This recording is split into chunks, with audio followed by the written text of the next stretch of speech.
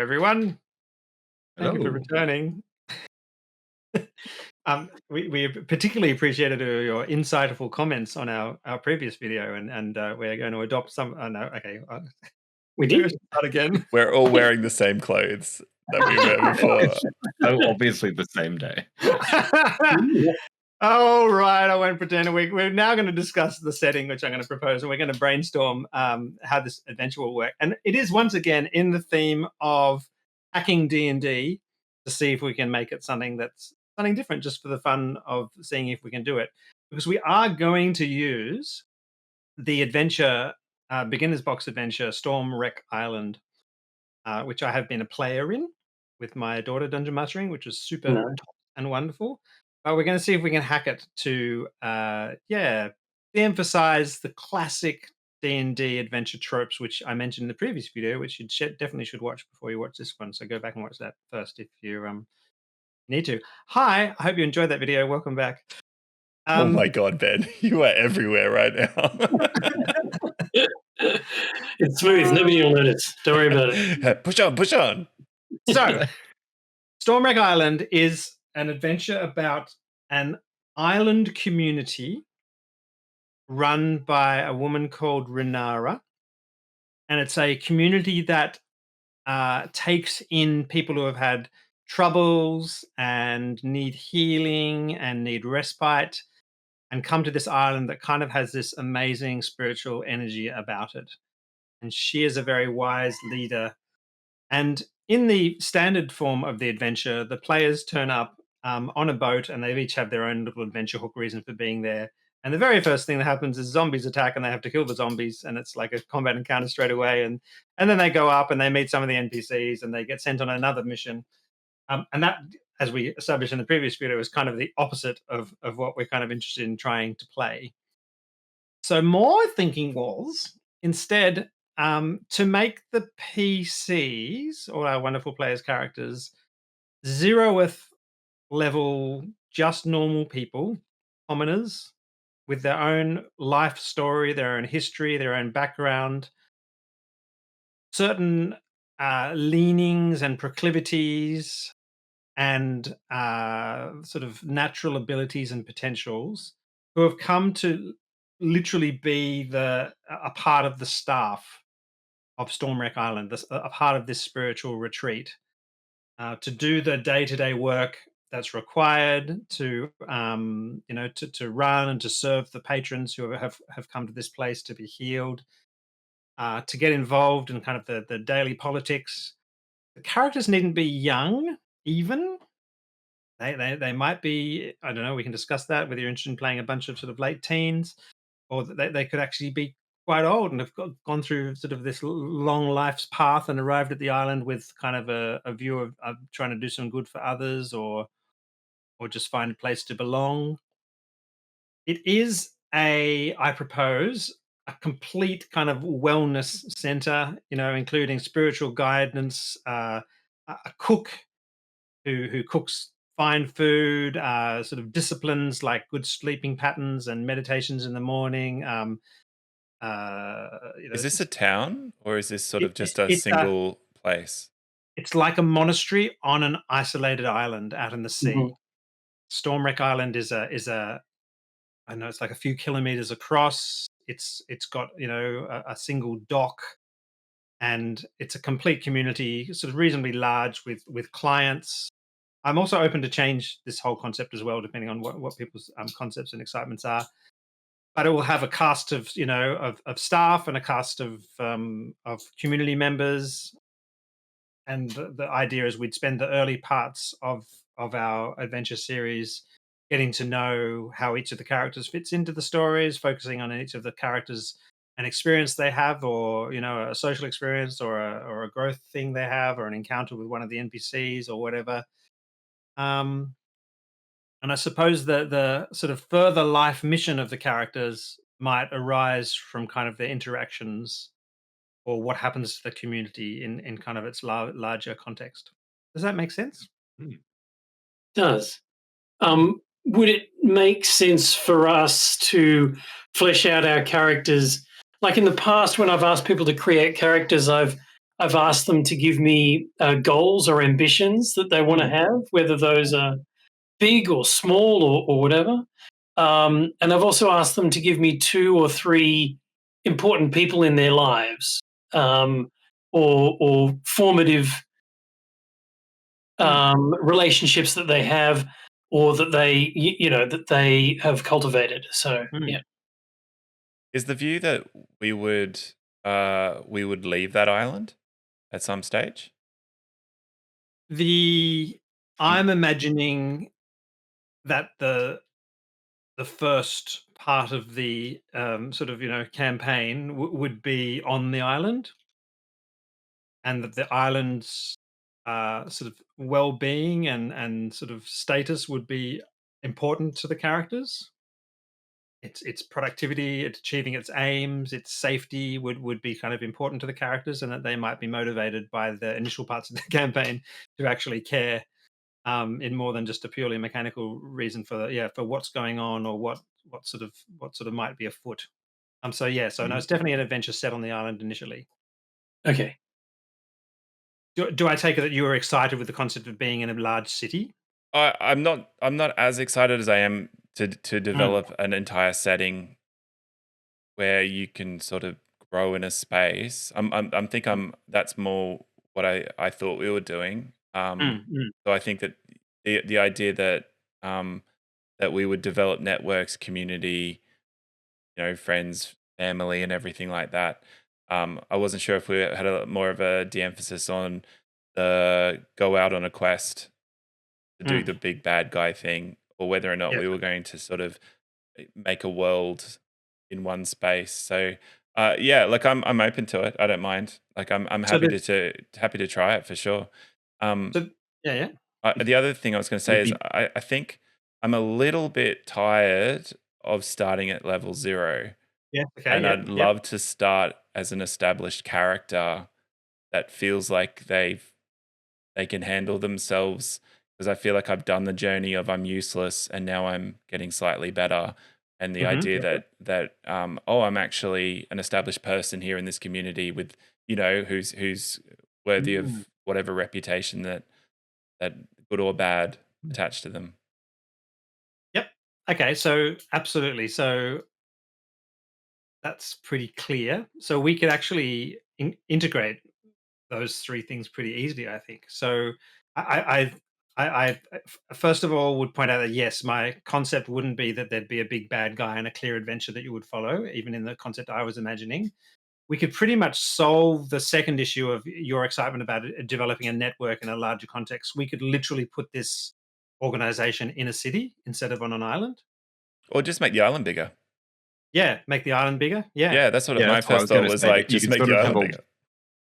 Yeah. an island that might have a population of, not huge, but like 20,000 people or something, like a Yep, yep, big yep. town, And it doesn't take whatever, away with a wellness center attached. or That's that's the kind of the emphasis, is the main wellness center. Like, that's their economy big of that thing. island. Yep. Like that exists in the real Yeah. world, that you sort of have Yeah, people absolutely. who a whole economy, that the linchpin is the wellness center, but it's not a wellness center Yeah. completely isolated. Mm.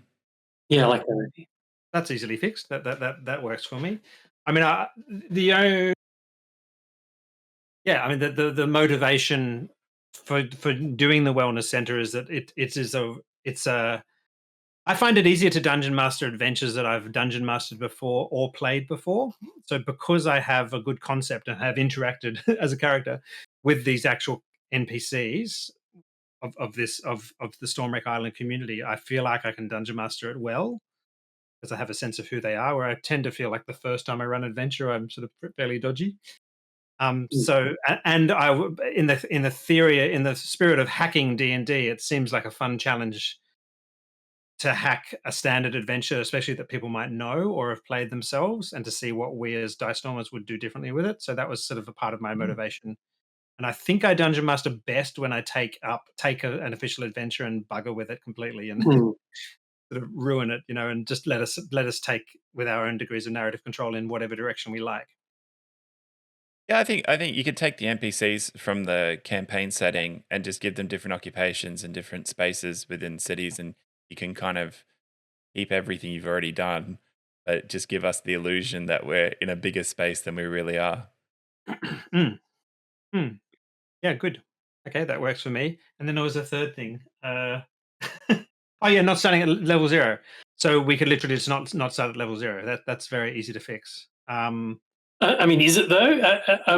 All of the Stormwreck Isle. I mean, it's an introductory adventure. Yes. Is there going to be a lot of work on your end to kind of recreate the encounters to be That's level? fine. That's okay. It's because we're not emphasizing encounters, but emphasizing kind of the problem Yeah, right. or kind of the issue that's happening, which is kind of built into the adventure quite nicely. I like what they've done. So has anyone played it or read it out of the No. three of you? No, Yeah, I've okay, memorized it. I know everything about it. Sorry. Wouldn't that be a turn up? Like, yeah, I know it perfectly. Yeah, we're all going to speed run it because we know exactly what's going to happen.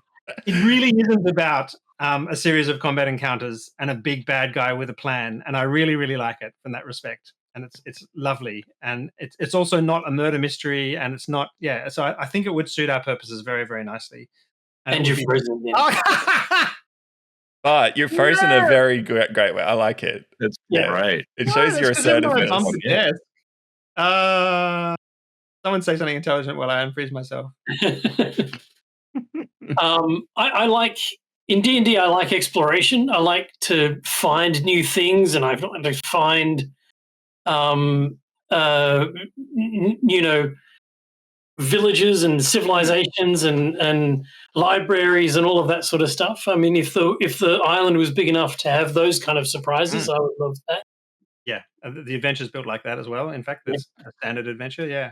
I think that Okay. idea that you can be established in a city, but not necessarily have developed everything in the city with that character. Yeah. So you can introduce new places and new things that haven't come up yet. I mean, I think most peasants don't leave the cities for the most part, do they? Like, the travel is not something that a big No. thing. So, yeah.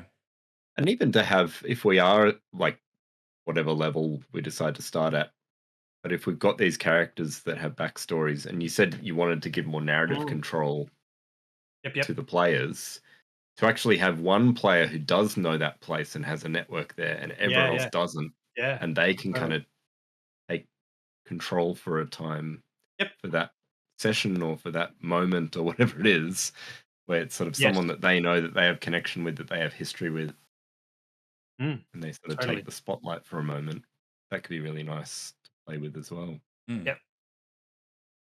One thing that helps me with immersion and believability is if we're not like Azamar or anything too fantastical kind of thing in terms of a kind of background. Like if we're relatively mundane, I think Goliath kind of works because it's a very natural kind of race, but some of them don't. Half elves are obviously good. Elves and maybe half orcs not so good kind of thing in terms of just being normal kind of thing. So is that so? You want to kind of almost just remove certain races from the game? From playable options. Yeah, not necessarily from the game, but just from what the PCs are choosing to play. Can you talk a little bit more about why that is a thing for you? Yeah, so like something like an Azamar who's has glowing, threads through their body and sort of, clenches their teeth and holy light shines out of them and they can fly kind of thing. Sort of challenges me in terms of hitting that kind of tone where it's kind of realistic or sort of people are normal people kind of thing, and it pushes us much more into kind of I'm an epic hero on a great quest to go and kill Medusa kind of thing, which is I think what we're all getting the feeling we're probably not trying to tell that story yet. Yeah, I'm not even familiar with that race. So Oh yeah, okay, yeah. Okay. I think I wouldn't have even known to choose it. Yeah, that's right. Yeah, I feel like most of the races are going to work in one way or another. Yeah. Like even if you're something quite unusual. I mean, I remember I played a Furbolg. Yeah, the Furbolg works well. Campaign Yeah. and a character like that, you can still be quite three-dimensional and feel real. That's what I meant when I lied. Yeah. But still kind of quirky and strange. Yep. an outsider in that respect is Yeah. useful. Yeah, but maybe not something like a Warforged or a Plasma or Yes. So I can't play a Um, gelatinous cube? Is that what you're saying? This was my Yeah. dream, Ben. I really wanted it. Yeah, that's what I mean. Especially like a Warforged or something. And not necessarily not that, but probably. So if people are starting, if you wanted to give some competence, but nothing, what level do we start at? There's obviously a power sweet spot at like kind of level 6 or level 5 where I was we could just start picturing, just like level 4 or 5 or something like that. Like Yeah, that's sort of the area where you've got enough competence to feel like you're established in the world, but not so Yeah. much that you've got nowhere to go. Okay, that sounds good because you think start as to well get it your really gives us- distinctive abilities at like 5 and 6. Yeah. Yeah, I was about to say, it gives us way more scope starting there to not just have one-dimensional blank slate. Yeah. Like if Yes, we're yes, wanting to yes, make yes. these characters with this different skill tree, we'll have a lot more skill points to spend Mm. and use Yep, to yep. make really interesting, unique characters. Yep, If we're 100%. a higher level. if we're also ditching the idea of no feats or some other kind of thing and replacing it with magic items, we should have a conversation about what magic items you can start with at Mm. 5th level. Mhm. And are they family heirlooms or something like that, or something Yeah. you stole, or something? Yeah, you found in the library, or And maybe if we wanted to lean in a little bit with that, Derek, that we could have some incidental items that actually have a little bit like ciphers are in Human Era, where they're almost cosmetic and a bit of fun, but they're not necessarily game breaking. yeah, that's cool. If you want to go into the more high magic, which is what I think bringing magic items in does. Yep. Is that right? Yeah, Yeah. Okay. I think that's fine because that kind of singles you out as not quite just like everyone else, kind of thing, which is quite interesting. Yeah, I like the sound of this. So, sounding fantastic. I love it. Um, so we did have a conversation before we came on camera that the general concept is to de-emphasize the concept of class, and we don't want our characters to be identified by "I'm the fighter," and someone else, "I'm the rogue," and look, I'm all sneaky and wear black leather and are always, stealing things, kind of thing. We want the characters to just seem like normal, sort of fleshed out people with their own issues, their own histories, their own foibles. But yes, mechanically, some people are better at some things, or naturally have some abilities, or are very tough, or I feel like that's going to be the hardest thing for us to unplug from because we're all going to choose a class. Yeah. And if the skill system works the way that I think it might, we'll be able to choose what areas of training we've had. But we are still going to be, a magic user and a fighter and a thief. And I think that is where background will really be important. Where establishing us in the locus is going to be a really important part of it, so that we might not have jobs that necessarily translate to the class that we're doing, and so you suddenly identify as I don't know, as the Undertaker. That's your job, and Yeah. as a result, you may have clerical abilities or something like that, or I don't know, that help you in your job. But really, your job is you're an Undertaker. And if you're not having to build characters that are very capable at combat and or even necessarily balanced with each other at combat, then your need to pick particular spells that look really, really magic usery is going to be greatly reduced. You can actually perhaps pick spells that fit in with your character concept that you maybe have, sort of developed for some story reason. I think also I'm not too worried about power creep if the only times we see combat is at climactic times. Suddenly the emphasis on, min-maxing certain things loses some of its shine That's right. anyway. Exactly. Yeah. That's right. Exactly. Yeah. So in terms of the health retreat, or I'll give it a much better name, I could in fact give you a number of hooks, make them available, and you could hook yourself into that organization as you see fit. So someone could deliver the food every week to the cook and has a really good relationship with them because they're always complaining how the mushrooms are terrible, and you're the only person who knows that the mushrooms who grow over this side are great. And someone else could have someone as a mentor, or someone else could work security actually at the place or something. Yeah.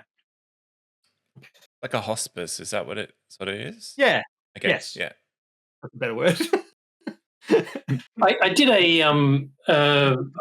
a campaign when I was younger, and I just said that everybody had to be connected to the Thieves Guild. Yeah, that's right. Somewhat. Yeah. And I found that was really helpful for, like you could be a paladin, Yeah, but you did things for the Thieves Guild that you felt were honourable or within your remit. Yeah. That's cool. Yeah, but I really like the sound of this. I think it's going to be really fun. Okay. Good. I think we've managed to integrate people's desires and thoughts and ideas. Until Murray comes in and goes, actually, I think this thing. And you're like, oh, okay, hang on a second. Until we get to the comments section where this won't work because... That's right, yes. Tell us how we've broken everything. That's right. Yeah. You're not playing with the fun that I want to play. Okay, that sounds great. I will rethink things a little bit, but not too much. I think that all makes sense in my brain somewhere. I'll give you some hook characters, some people you might like to have a relationship with. I'll flesh out the island in terms of population centers and where people live and where their resources come from and all that sort of stuff. And we're going to go away and make characters? Yeah. And so then start if you guys share some character concepts on Discord and stuff, and then maybe we can. I'd love to make the first sort of sessions of our adventure kind of something that allows each character to express something about them, or slowly establishes relationships between you little people and all that sort of stuff. Wonderful. And we'll call it Stormwreck Isle Hacked or something like that. It could be quite fun. It'll shock a lot of people who come and visit expecting just to be able to learn how to run Stormwreck Isle. Yeah, your DM tips are going to be very interesting. Yeah, that's right. Yeah. Stormwreck. Cool. That's very exciting. Hooray. Nice. Yeah, good. Well done, everyone. Thank you for your understanding of my mad ideas and sympathy and gentleness at adjusting them so that they suit our purpose. Lovely. All right. Everyone. See ya. Bye.